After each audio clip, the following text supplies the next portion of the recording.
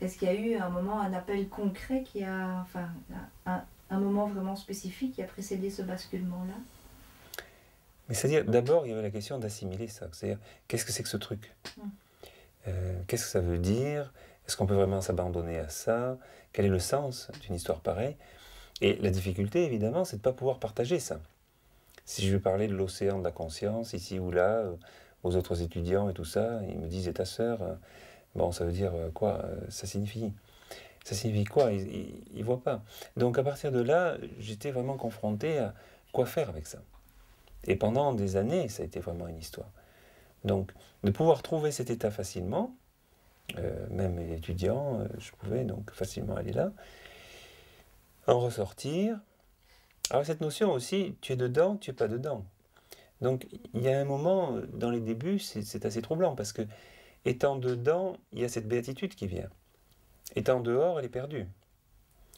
Donc le monde apparaît ici en contraste, comme très dur. Alors toute cette violence, toutes ces histoires, tous ces conflits, tous ces machins, cette lutte continuelle, etc. Et puis, hop, tu passes dans un moment où tout ça disparaît. Donc ça, finalement, ça te met une distance encore peut-être plus grande dans ta vie avec Alors, ce que tu recherches. Il y a un peu une difficulté, quoi. Parce que quoi faire avec la vie telle qu'elle se présente là, dans son bouillonnement, etc. Ça va où? Et puis se rendre compte qu'à ce moment-là, il y a cette béatitude. Et puis dès que je rentre vraiment dans l'optique de la vague, je m'écorche. Et puis il y a la souffrance partout, etc. etc. Donc l'idée qui a été ensuite, est-ce qu'il serait possible de faire coexister les deux choses, en fait? Il serait possible de vivre la vie de la vague, en fait, tout en gardant avec soi cet océan. Et ça, c'est vraiment là.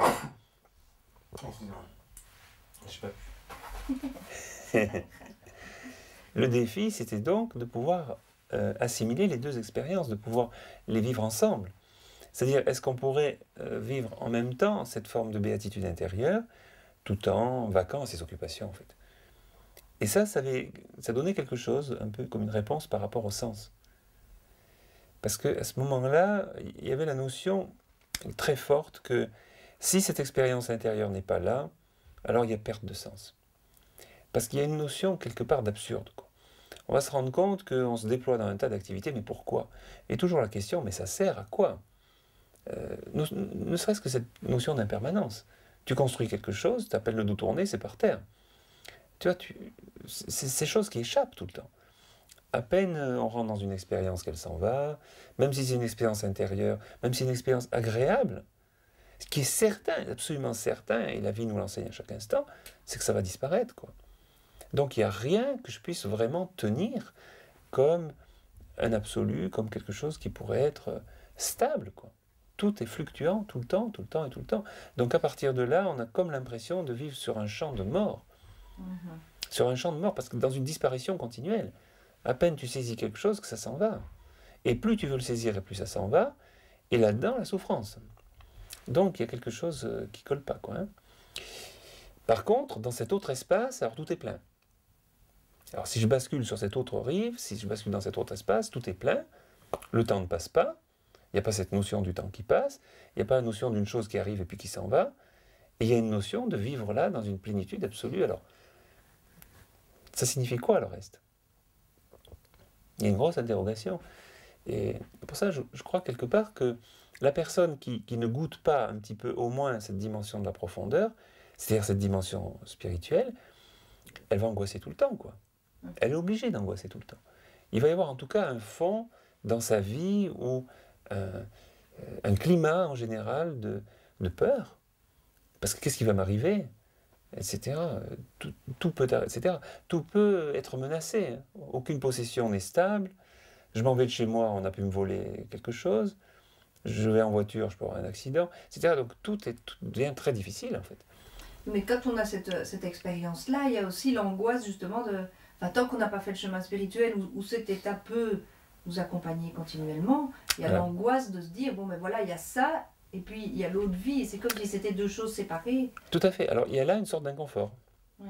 Parce que la personne qui vit que dans l'impermanence, c'est-à-dire que dans les changements continuels, elle ne connaît rien d'autre.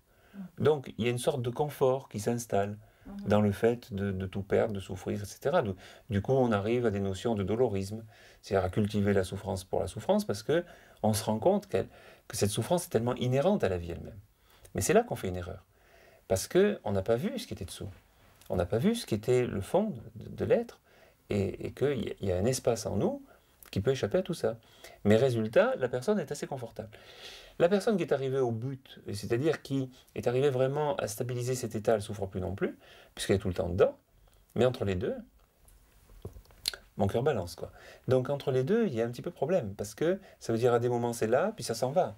Alors c'est là, formidable, c'est plus là, et qu'est-ce qui se passe? Tout s'écroule. Est-ce que ça va revenir? Alors si ça vient tous les 20 ans, ça fait beaucoup de temps à attendre, etc. Par contre, bon, la personne qui progresse vraiment, elle va voir peut-être cette expérience qui va venir, partir, comme dans un yo-yo, assez rapidement comme ça. Ah, c'est là, oh, c'est parti, ah, c'est là, oh, c'est parti. Mais ça fait beaucoup ah, oh, ah, oh, ah, oh. Et c'est ce qu'on appelle, en quelque sorte, l'inconfort du chercheur. Comme une personne qui est entre deux chaises. Sur cette chaise, elle était assise. Bien que cette chaise est branlante tout le temps, mais elle est assise dessus. L'autre chaise, elle n'est pas encore dessus. Celle-là, elle n'est pas branlante. Mais entre les deux, alors, c'est où est la chaise? Il n'y a plus de chaise. Donc il y a une forme là effectivement d'inconfort. Seulement, comment passer d'une chaise à une autre? D'une chaise branlante à une chaise qui ne l'est pas, et il faut quitter une chaise pour aller trouver une autre. Et voilà, peu de gens se lancent vraiment dans cette sorte d'aventure avec enthousiasme, d'autant plus que qui va guider vraiment quelqu'un là? La personne sait-elle vraiment où elle va?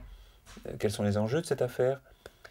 Comprenez, il faudrait pour ça avoir une vision, même intellectuelle, tout à fait claire, des tenants et aboutissants de l'histoire, pour se lancer là-dedans.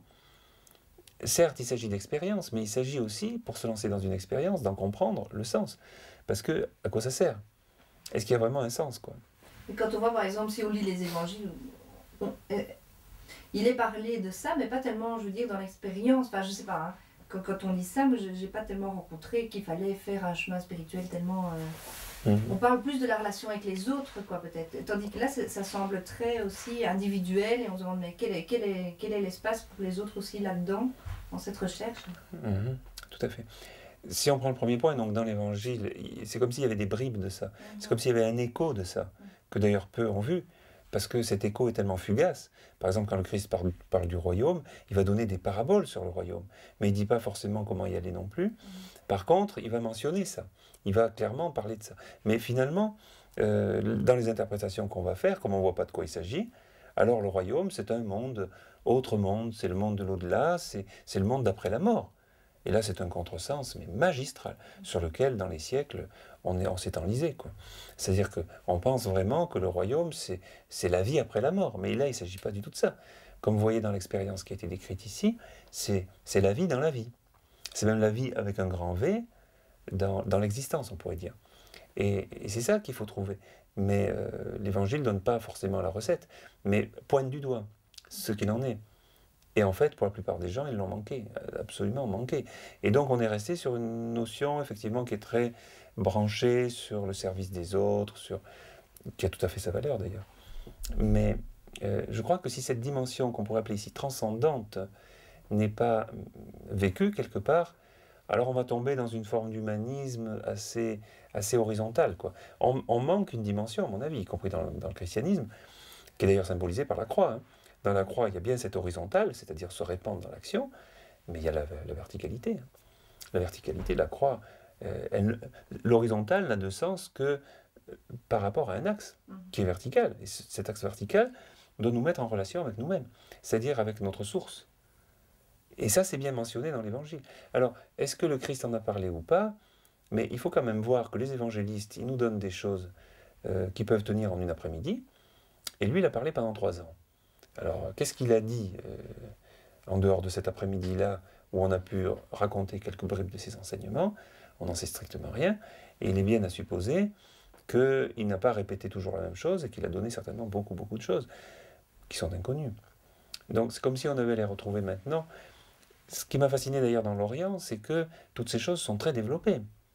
Mais c'est comme si elles donnaient en même temps des pointillés par rapport à ce qui n'est pas là. Ce que les évangélistes ou bien n'ont pas su transmettre, ou bien qui est passé tout à fait incognito, quoi. Donc, l'idée, ça serait pour nous de retrouver la profondeur de ça. C'est d'ailleurs mentionné à un moment dans l'Évangile que si chacun se laisse inspirer par l'Esprit, il va retrouver tout ça. Mais c'est pas dans les livres, c'est dans la conscience. Et aujourd'hui, je trouve très important à ce niveau-là le dialogue entre l'Orient et l'Occident.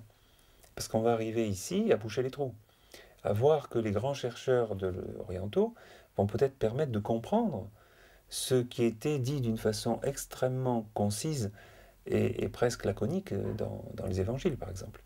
Moi, ça a été ma démarche, c'est que si pendant 17 ans, j'ai recherché dans les voies orientales, c'est parce que les orientaux se sont quasi spécialisés dans la vie intérieure.